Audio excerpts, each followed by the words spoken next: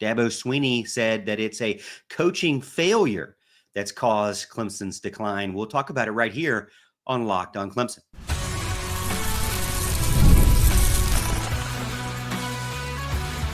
You are Locked on Clemson, your daily podcast on the Clemson Tigers. Part of the Locked On Podcast Network, your team every day. What's up, Tiger fans? Morgan Thomas here, Clemson fan, Clemson grad, host and producer of Locked on Clemson, part-time host and producer over on 105.5 FM The Roar. Thank you so much for making Locked on Clemson your first listen of the day. We're part of the Locked on Podcast Network, your team every day. And for my everydayers out there, big salute to you. Thank you for joining me again here on a Tuesday. And if you're new to the show, welcome in. I hope you enjoy it. If you do, you can hit that like and subscribe button so you never miss another episode Monday through Friday, every single week right here on Locked on Clemson, wherever you listen and watch.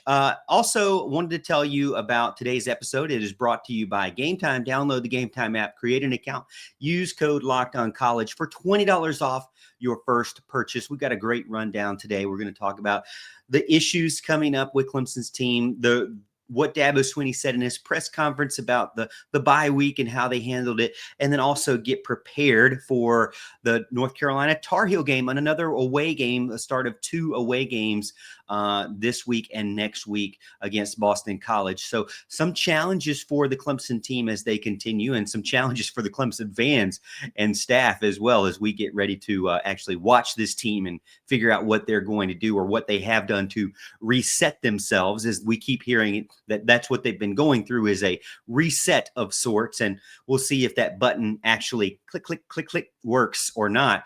Dabo got on the podium today and flat out said that, and shocking to me, that quote, it's a coaching failure and it starts with Dabo.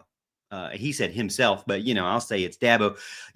That's the thing is I wasn't expecting that he would come out and put it all on his shoulders. But then again, the more you think about it, is probably the best case scenario or the best possible option for you when you get in front of the public.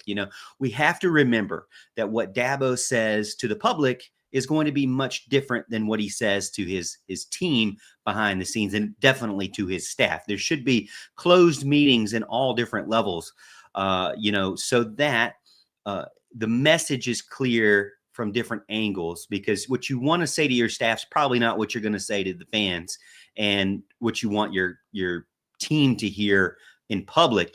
And what you say to your team, you don't want on social media either. And he talked about that, and they had some good discussions. And really, it starts with the coaching staff to figure out what has gone wrong so far and what they can do to fix it. So it really has to start internally with the coaches and the coaching staff and the position coaches. And, I've been very vocal and very frustrated with all of those people on staff, because they're making a lot of money, and most of them have been around multiple years. And the players that they had were the same players as last season, and they seem to be getting a little bit worse. So that's where my frustration is coming in. The players, though, in my opinion, also still do carry a lot of the responsibility as well. But I don't expect Clemson, or at least Dabo, to come out and just point the fingers at the players for sure. He's going to do, he is a leader of men. He is a good leader of men. He's going to do what he thinks his team can handle. And he's going to put the responsibility on those he thinks can shoulder that. He's put it on Cade, and Cade's actually gotten worse. So don't put it on Cade. He's put it on the defense as a whole, and the defense as a whole has gotten worse. So now put it on the staff, and the staff really, they're not the ones out there playing the games. So I think that's a little bit more of a safe area, especially starting with himself, because he's the head man of the whole campus and, of the whole football team at least. And he's on campus, and, he is the guy's getting paid a lot of money. And he admitted that the 1-3 start isn't really about injuries. They really haven't had a ton that in my opinion has hurt the team, drastically. He says it's not about scheme, although, I've debated that in my own head, whether or not the offense has got the right scheme for the players that they have, or the defense also has got the right scheme for the players they have. I've debated that. To me, it's still up for debate. And it's not about bad luck. And I definitely don't believe it's about bad luck, because, as much as you can say it's one play here or there, that is true, really across the board with any team. If you take away this or that, then you would be 3-0 or 3-1. If you take away this and that, then you'd be 4-0, right? Well, also, if you don't play the games at all, you'd be 0-0. So I don't really go for that. But the staff is not getting the players to perform at their potential. That is what Dabo said. So what does that really mean? Well, he believes in his players. He believes his players have a higher level of execution, and he believes that the position coaches are not pushing them appropriately. They're not getting them ready for the games. They're not getting the right players out there at the right moments, and that they are not pushing them to perform at their best. So he's putting a lot of responsibility on the staff, and I think a little bit of a warning shot to the position coaches out there. I don't really think that maybe the coordinators are at risk. At least Tom Allen's not at risk. I mean, he just got hired. So I don't think that that's the case. But, when it comes to the position groups, each one of them that is not consistently performing, has to be on notice right now that they're expected to do better than what they have been showing. So he started with pointing the thumb at himself and saying that, it's really on him. He's hired everyone. He's felt like he's equipped them with the facilities and the money and the talent and the time and the opportunity to, bring forth a team that's produced better than this. And he empowers all of his coaches around him to make the decisions. And that's what I agree with too. When you look back at it, a lot of fans say, well, Dabo's calling too many plays. I don't believe that. I think Dabo is a true CEO, and that's why he can't just dump anybody, because he's not going to take over for these roles, and he doesn't really have anybody else to take over for these roles if he dumps them mid-season. There was a question that was asked, like, are you going to make any changes mid-season? And it doesn't make any sense for someone who doesn't carry that kind of ownership, at least at the player level, at the position level, and at the coordination level. Dabo is the CEO. So anybody he gets rid of, he's going to have to take that place or carry that burden or find someone that will. And Dabo really is not going to be an offensive coordinator. Dabo's definitely not going to be a defensive coordinator. It's not like Brent Venables firing the defensive coordinator and then taking over that role. No, I mean, that's not the case. It's not like if they got rid of Garrett Riley, then who would you put in place of Garrett Riley in mid-season? So the coordinators are not under that. And then the position coaches as well, it kind of just unnecessarily caused more turmoil than anything. So I agree with Dabo in this case of keep the team consistent, keep the same faces there. So don't shock the system in any way, but you have to hold them to a higher standard than what they've been producing right now. And it's rare to see ownership, from a head coach to this level and transparency. I like that Dabo is doing that. Some fans will hear massive accountability. Other fans will hear continued empty words, because at the end of the day, if nothing changes, then what has to change? Well, it's not nothing has changed. They are trying to change the way they approach things at a day-to-day basis and the way they coach things. So there's a lot that's changed, but physically seeing it's the same staff. So what has to change for it to be more than just talk? Well, what has to change is what's on the field. Admitting failure is a good starting point, but it's not enough. Fans need to see action on the field. For Clemson fans to accept accountability and it not just be more coach speak, they have to see it on the field. And you have to see it against the Tar Heels and against the Eagles, and then continued throughout the rest of this season. They have to show it on the field. It starts with internally with the head coach down to the staff, throughout to the players, and then they have to carry that forward to Saturdays. It's not just about, pointing the thumb back at the head coach. That will win us some really good points from a fan base, because we want to see accountability. We want to hear that. But where is it really worn thin is when you don't see it on the field. So if they come out and they're still dry and boring at the beginning of the game and don't know what they want to do with themselves, well, there's going to be still more chirping and more booing from the Clemson fan base. Hey, we're going to continue this discussion talking about Dabo's football stuff right here on Locked On Clemson.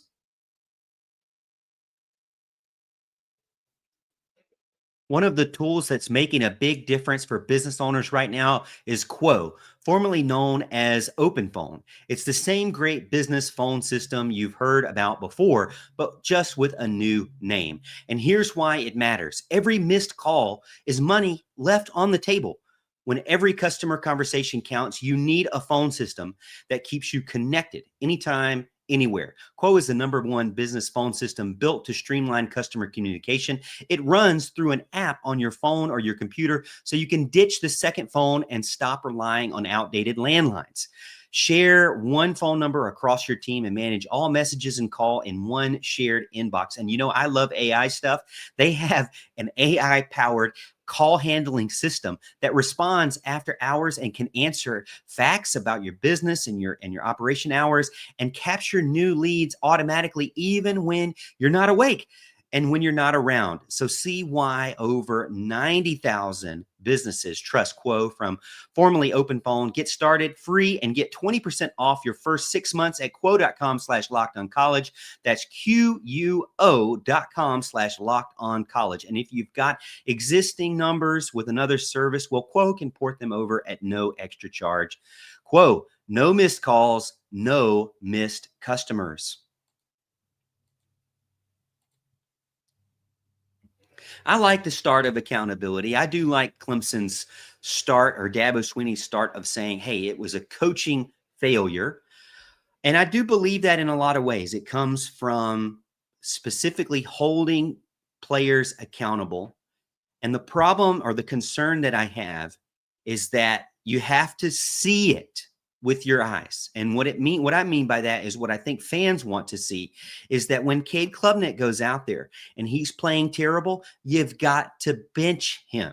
When an offensive lineman like Tristan Lee falls over his own feet and gets in flat on his belly a few times, you've got to bench him. Even if it's for a less talented player or a less experienced player that maybe still has the same kind of talent level or expectation. The thing is we want to see visible accountability. If the starters are not performing, then they can't keep playing. And at this point, it's not fully about wins or losses. That doesn't show us. Blowing out North Carolina is not really going to show the fans that everything is all hunky-dory and fixed, and everything's blue skies from here on out, because we want to see accountability. Now, Dabo also talked about something called football stuff, and that's really where the fix is the football stuff. That sounds very vague about what the football stuff is, but he went a little bit further and gave us some ideas about what football stuff is. So football stuff to me really goes back to the basics or the fundamentals that you're expecting. And are the coaches not teaching the fundamentals? Well, I got to think that the coaches are teaching the fundamentals. Let's go to blocking, for example. Do you think that Matt Luke's just not teaching blocking? Do you think that Tyler Gresham is not teaching blocking? Should they, at this point, know how to teach it properly? Yes. So it can't be that they're just not teaching it, right? So are they holding it accountable? Are they holding them accountable in practice to a certain level? Well, Dabo says his practices are just like anybody else's. His practices go as hard as anybody else, although we've heard from likes of Andrew Makuba that the practices are soft compared to Texas. I don't necessarily believe in that. I think that Andrew was probably just, if anything, bitter because he lost his starting spot. But at the end of the day, he's performing at a high level in the NFL now, and he's performed at a high level when he was with Texas. So maybe there is something to that. Maybe this coaching staff needs to amp it up a little bit more in the practices. I could see that. If you keep doing these, walkthroughs that are just lackadaisical or not to a certain level because you're so afraid of injury or whatever it may be, then you're not going to see that full potential in games. When it comes to flying, and this is where I relate it to, my trainers used to tell me that I'm going to make this mock check ride, or I'm going to make this mock exam or this practice exam, I'm going to make it extremely hard on you. You're going to feel like you don't know anything. You're going to feel like you're going to fail this test. You're going to feel so dumb. But at the end of the day, I'm going to quiz you to the standard and above the standard, so that when you get into that test and you're held to the test minimum, which really, is just a passing grade. It's not above standard, right? It's to a standard of a passing grade, but it's not above and beyond by any means. So you're going to be so prepared that when the time comes for the real thing, that it's going to be a breeze for you. And honestly, that's what helped me get through Flight Instructor Academy. That's what helped me get my licenses. And I appreciate that. Now, I hated those instructors at the time. I was like, man, this guy's so hard on me, and he makes me feel like I'm an idiot. But at the end of the day, when I could see the results of that and it was a positive result, I accepted it, and I'll accept it again. And I will do that myself when I become an instructor. I am an instructor, but when I start to instruct other people, I'm going to hold them at that standard, and I'm going to be hard on them in a good way, and keep their motivation. I'm not going to crush their motivation by any means. I'm not going to crush their ego, but there is a standard there. So is Matt Luke just not pushing them hard enough in practice? It's hard for me to say, because I still am one of those guys that I'm not at the full practices. When you go to practices as a media member, you really only get like 20 minutes, maybe, right? So, and it's the very beginning of it. So are they holding them to the highest level across the board? Maybe not. Maybe the coaching staff had to reflect on what level they're holding their guys. I still go back to the fact that, accountability is seen on the field of taking guys off the field. So I'm still doing that. I feel like that's where this team is. Maybe they are holding them to a high standard at practice, but when it comes to the game, they're just continuing to let the same guys make the same mistakes in the blocking, in tackling, in their gap fits. So what can you do, or what can the staff do? Well, it really comes to pushing them as hard as you can in practice, and making sure that they know why they're getting pushed that way, because you've got to see what they're able to do. And if there's anybody that's a backup that's showing a little bit of a glimpse of success, you've got to reward that with some playing time. You got to throw them in there, and just seeing one guy at a position, for example, with CJ Spiller, my message to CJ would have been, hey, either you're not holding these guys to a high enough standard to rotate them in enough, or, you're not pushing them at practice to make them ready to where you're confident that they're ready in the game, or you're just egregiously not rotating them in properly. So he's got to be able to either make the decision in the game to put these guys in, or hold them at a higher level in practice so that he can be confident to put them in, but the team overall has little things everywhere. Little thing. And that's the thing that really worries me the most. It's the gap fits, it's the blocking, it's the tackling, it's the decision-making on routine plays. It's the pre-snap read, the post-snap reads, ball security. There are little bitty problems that all really boil down to basic execution, and the football stuff, but it's a little bit everywhere, and that's what worries you the most, is that, Clemson does, I think, do everything that every top university does in the country, but they have little leaks across the board. It's not just that let's say everything goes good with the offensive line and Cade, and then the wide receiver drops the ball. Is that bad luck? Or is it a certain standard that's not being held? Are Clemson's problems really this simple? In some ways, yeah, I think so. I do think so. And they have to start, to me, from the inside out. I think it starts with the offensive line and Cade. When it comes to the offense, I think it starts with the offensive line and Cade. They have to be better in holding up so that Cade is more confident in the pocket. When Cade's more confident in the pocket, he has to actually stay in the pocket and make plays, and he has to read the defenses. So they have to do what they are expected to do. They can't just keep deviating and kind of winging it, in the moment, and it all falls back to training, right? What they used to tell me in the military is, when the bullets start flying, you fall back on what you drilled in the training. So what we see in the games is just a lot of inconsistencies all over the place. which tracks back to the fact that practice was not held to a standard repeatedly. And I mean, that's just the fact. And so it goes to the coaching staff, and it goes to the head coach for not forcing that and not reviewing the practice film and saying, hey, this is unacceptable. So do we think that the Clemson team has worse players than the teams in front of them? I don't think so. I don't think we believe that at all.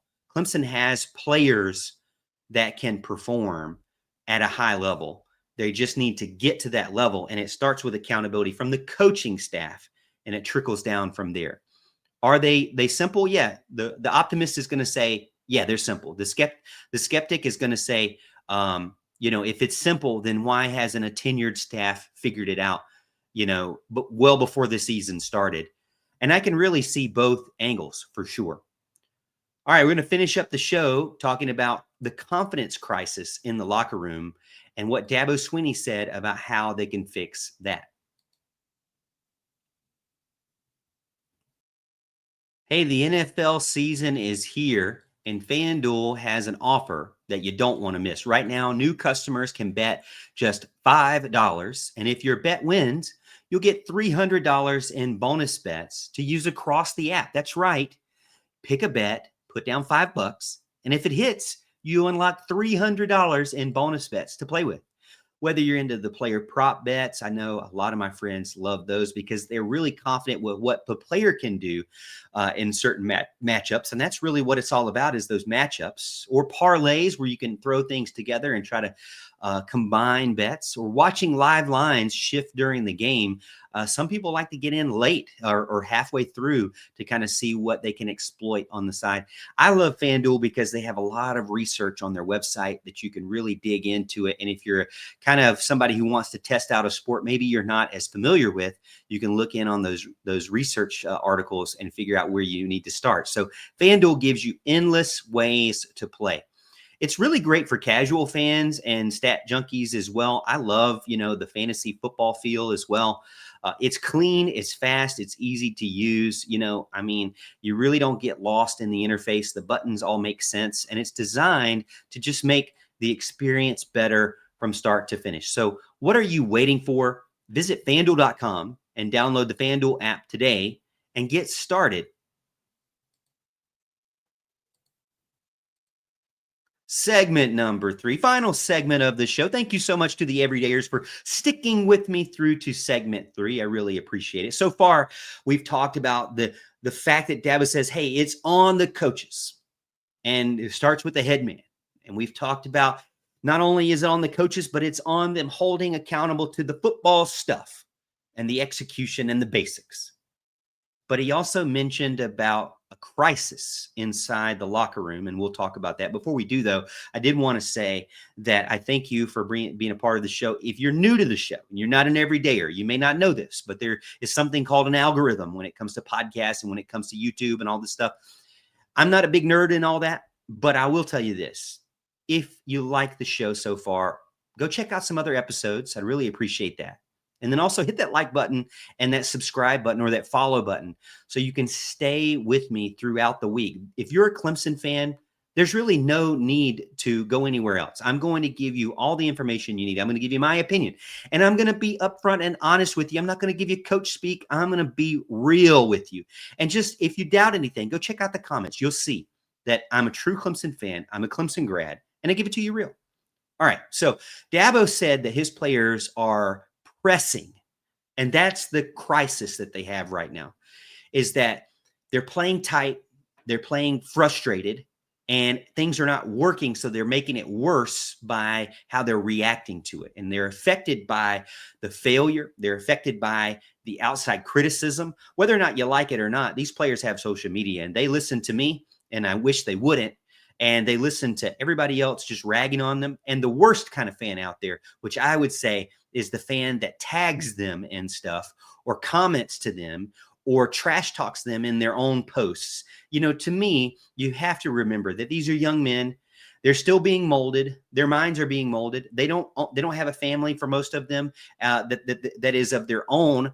but they're going to be building a family. They're going to be getting married. They're going to be growing up, and they're going to be leaders in the community, and they're going to be business owners, and they're going to be workers and co-workers.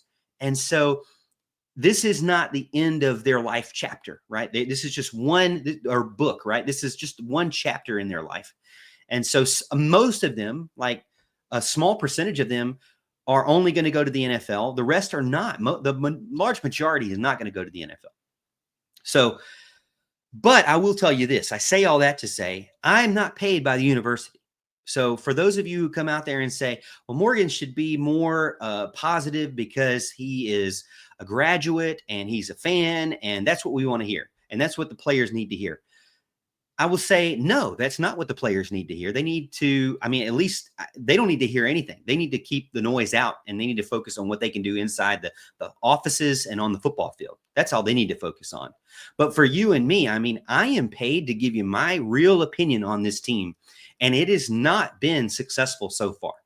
And the blame goes around for me. The blame goes from the coaching staff to the head coach to the players, and so we are not throwing the football out there. We are not calling the plays, and I'm definitely not doing those things. And I am not paid to be a motivational speaker for them either.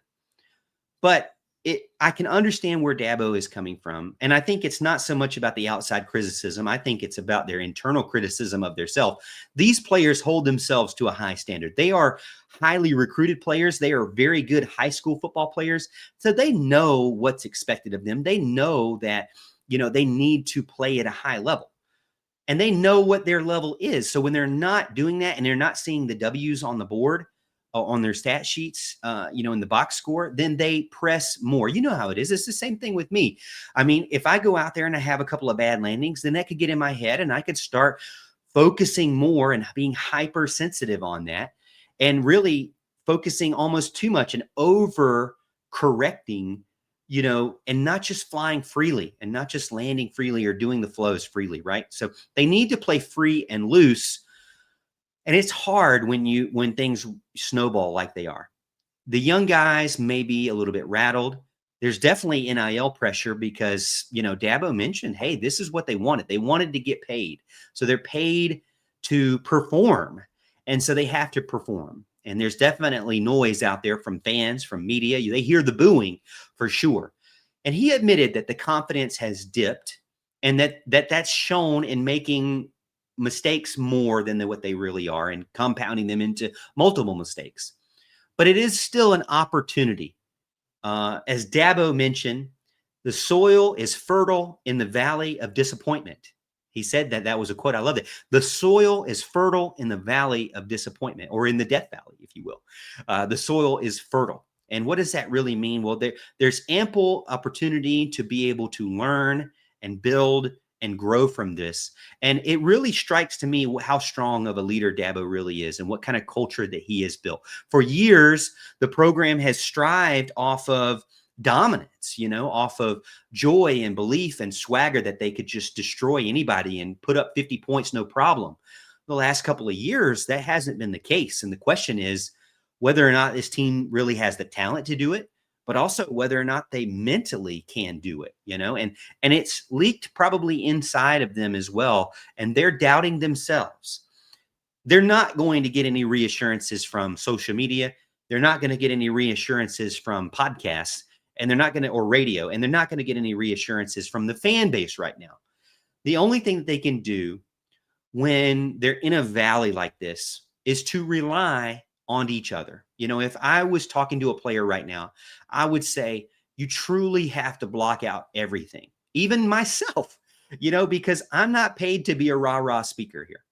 But the thing is that they need to rely on their brothers. When you think back, when I was in the Army, when I was going through hard times, it was people right next to me that were going through the same thing with me, and those guys, no matter what their pay scale is, they're no better than anybody else. They all have 3 losses on their chest to kind of hang their head on, right? And so they all are in that equally. It's not one person's fault more than the other person's fault. And so how are they going to respond or develop from this? And they have to lean on each other. Really, you have to kind of bring it in as tightly as possible. And if there's anybody, and the leaders have to figure this out, but if there's anybody in that locker room that is a thorn, that is bucking that is not committed to working together, then they've got to be gone. I mean, they can't get any kind of snaps. They can't get any kind of reps. They have to be pushed out quickly, So is Clemson's biggest issue confidence? I think there's a lot to that as well. And it starts with Cade Klubnik, and then it goes out from Cade to the offensive line, those two together. And then it transitions to the defensive front as well. Clemson's line of scrimmage on both sides of the ball has been pretty terrible, in my opinion. When you look at the amount of time that Cade has versus all the other quarterbacks that I've seen on Saturdays, it is atrocious, egregious, outrageous, disappointing, frustrating, sickening, whatever it may be. But the offensive line, and that's why I say Matt Luke is not immune to this. Matt Luke has got to hold himself accountable higher than this. And he's got to put the right players out there, but he's then got to hold them accountable to a level higher than this.